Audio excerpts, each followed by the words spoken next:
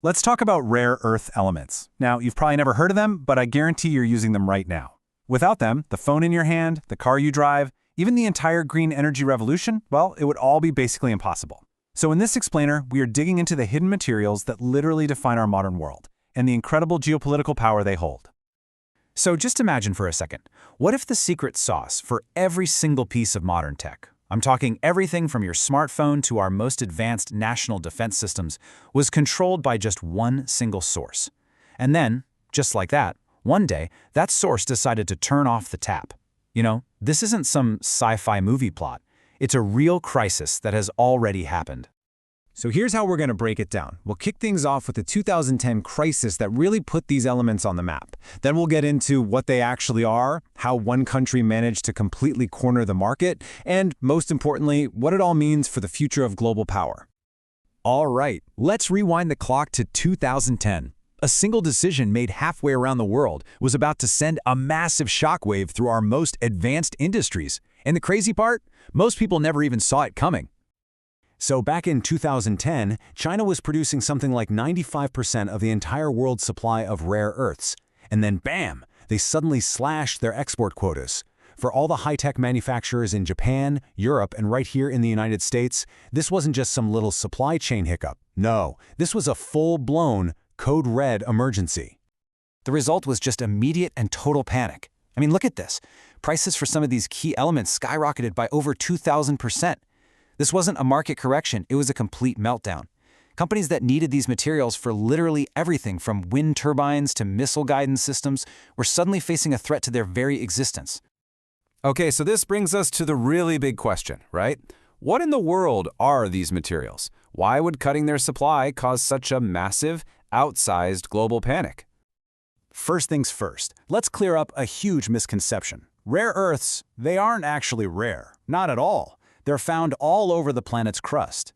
The real challenge, the thing that makes them so valuable, is that they are incredibly difficult, wildly expensive, and frankly, environmentally nasty to mine and separate from each other.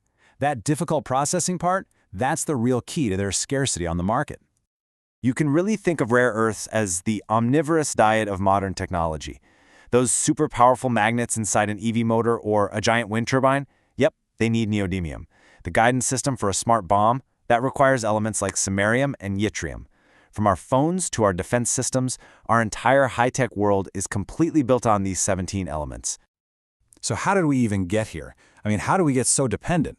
Well, let me tell you, this level of dependency wasn't some kind of accident. It was the result of a very deliberate, multi-decade strategy. The story of this company, Magnequench, is a perfect case study. It was a division of General Motors, and it was making these cutting-edge rare earth magnets. In 1995, it was bought by Chinese interests, but there was a key condition. You have to keep the jobs and the tech in the US for 5 years. Well, you can probably guess what happened. The day that agreement expired, the entire operation, patents, equipment, expertise, the whole shebang, was packed up and moved to China. You see, China's strategy was brilliant, really. It was twofold. First, they acquired Western technology to make high-value products like magnets, and second, they just completely dominated the raw material supply, and it was incredibly effective.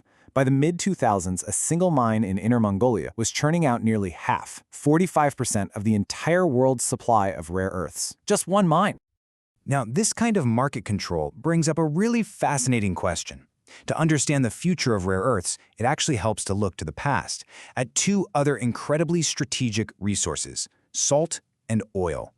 Think about it. For centuries, salt was a geopolitical tool. Empires were financed by it, wars were fought over it. But then, new technology like canning and refrigeration came along and made it way less critical. Plus, we discovered it was basically everywhere. Oil, on the other hand, well, it's still geographically concentrated and has been used as a political weapon time and time again, from the 1973 embargo all the way to today. And that, right there, is the billion-dollar question. Will new mines and new technologies make China's dominance a temporary problem, like salt? Or are rare earths a permanent feature of geopolitical competition, the new oil of the 21st century? The way the world reacted to that 2010 crisis, it actually gives us some pretty big clues. So how did the rest of the world respond when China squeezed the supply? You'd probably expect swift, unified, decisive action, right? Yeah, that's not really what happened. The crisis hit hard in 2010, and prices went through the roof. But it took a full 2 years for the US, the EU, and Japan to get their act together and file a formal complaint with the WTO. And as you might know, the wheels of international trade law turn very slowly. The final ruling didn't come until 2014, a full 4 years after the crisis even began. And here's why that delay is so important. By the time the WTO case was even filed, the market had already moved on. Those crazy high prices, they spurred some new exploration and a whole lot of conservation and substitution efforts. And look at this, the price of key elements like dysprosium just collapsed. The panic was over. And with it, the political will to make tough long-term strategic changes, it just poof, evaporated.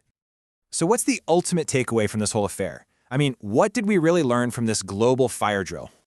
Well, at its core, this wasn't just another trade dispute. It was a collision of two fundamentally different systems.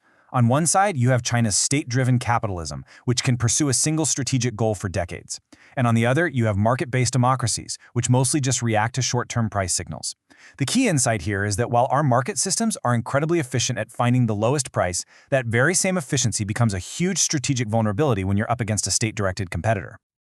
This quote from Sophia Kalantzakos really just hits the nail on the head. When Chinese rare earth prices eventually fell after the panic, what did Western companies do? They rushed right back to the cheapest supplier, abandoning investments they'd made in alternatives. The crisis exposed this core vulnerability, an inability to maintain a long-term strategic plan when short-term market incentives are all pointing in the opposite direction. And that leaves us with a really critical question for the future. The 2010 crisis was a crystal-clear warning shot across the bow about the hidden dependencies of our modern world. But as soon as the immediate danger passed, that sense of urgency just faded away. The underlying strategic vulnerability, it's still there. So the real question is, have we truly learned our lesson?